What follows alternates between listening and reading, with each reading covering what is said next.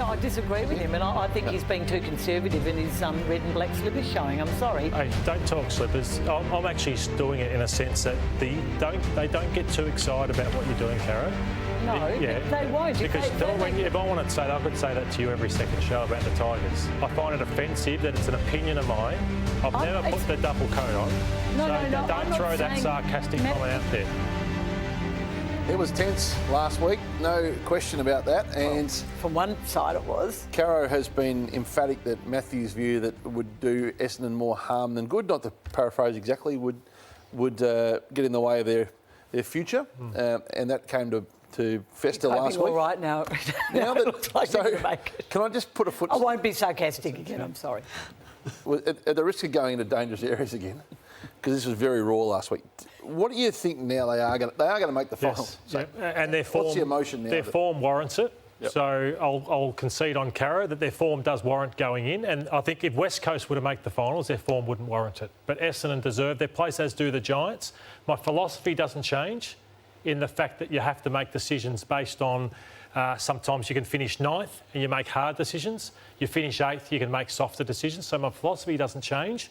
But I'll admit I'm wrong in the fact that it's too early for them to play finals because their form stacks up to be good enough. I'll concede on that. I share your philosophy. I share your philosophy. Yes. I appreciate that, and I share your philosophy. I just never felt Essendon were going to overestimate themselves. And you're wrong on another account.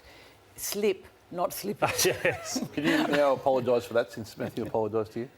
Which bit? About the slipper joke. I said his slip was showing. It's an old saying. Everyone has reported it as slippers. Yeah. I don't know why. Even Kane picked it up. I lost control. I couldn't stop laughing last year. We are footballers. Not because I think you're silly, but because the slipper thing. Okay. Rare concession from Lordo. I do concede more so than other people. No, you do. In fairness. Yes. Yep. Kane, as do I. Jake Stringer.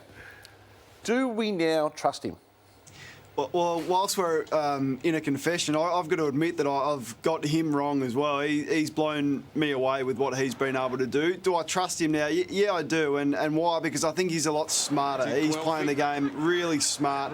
He's got a really good ability to take calculated risks. When he senses they're going to win the footy, he's gone. And if you don't have one of these players in your team now, they're now the most valuable commodity. It's not the key forward anymore.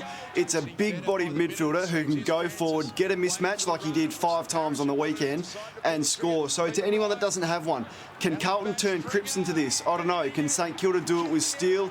Can Port Adelaide do it with Wines? I'm not sure, but if you don't have one, you're at a massive disadvantage. That's where I want to take you to task. If you don't have one, there's not many. Dustin Martin's rare. I think Stringer's playing the closest 10-week period to what Dustin Martin is. But I don't think Cripps will never be that. Petrarca doesn't even kick a lot of goals. Jordan De Goey's had an occasional game like this. I think this is the closest. Bontempelli? Pelly, a bit different, yeah. Dangerfield. But this is the closest 10-week period to anything I reckon I've seen Dustin Martin do. That's how well he's going.